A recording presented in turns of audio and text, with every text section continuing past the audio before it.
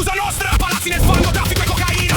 Yakuza nostra, paleoliche, sopra la giostra, mappe, radar, territori in vista, cyber piove a capitale futurista.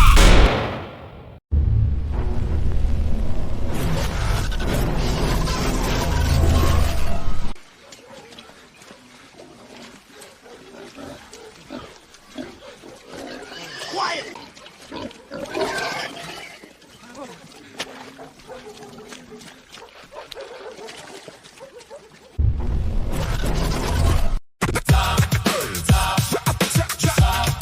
Yakuza nostra, Yakuza nostra, Yakuza nostra, Yakuza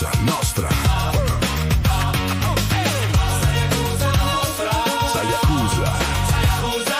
Non siamo soddisfatti dei nostri criminali, fan piccoli misfatti, furti di maiali, vendette sì feroci e luridi commerci. Alzano le voci ma restano troppo lerci. Bisogna modernare la nostra criminalità, bisogna farle fare un salto di qualità. Occorre unificare, strutturare, centralizzare. Dobbiamo imitare le mafie d'oltremare. Non possiamo sprecare né buttare a mare una storica occasione, è in crisi la nazione.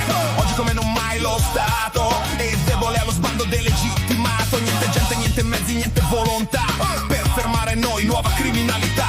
E allora vi chiediamo un po' più di coraggio. Dovete dire basta piccolo cabotaggio. Non serve più rubare autoradio e scamorze. Dobbiamo federare le nostre forze. Piccoli estorsori, aspiranti imprenditori, papponi, spacciatori, grandi speculatori, massoni sì forti ma troppo provinciali, politici clientelisti ancora superficiali.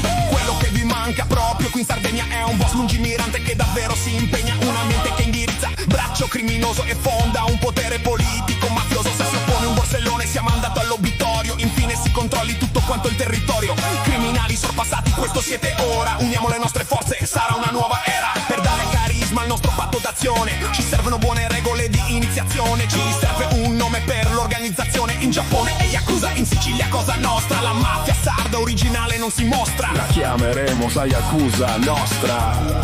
Yakuza nostra, Yakuza nostra. Yakuza nostra. Ad ogni picciocco chiediamo coraggio, sul petto un nuraghe come grande tatuaggio. A ogni commerciante chiediamo il pizzo, ma se lo rifiuta le palle gli strizzo. I soldi della droga non vanno sprecati perché 100 assessori li saranno comprati. Dobbiamo fare entrare nel nostro fatturato